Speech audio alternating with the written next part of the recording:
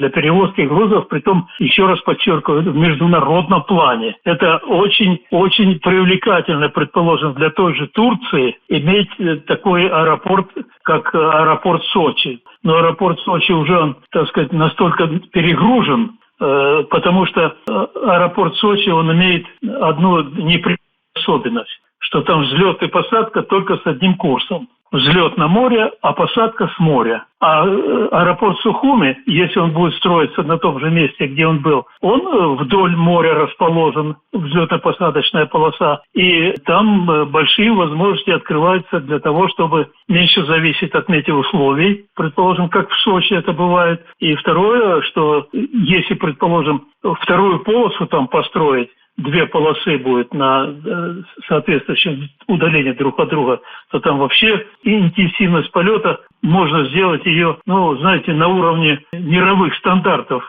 таких как Франкфурт на Майне, там аэропорты и так далее, и так далее. То есть все возможности есть такие.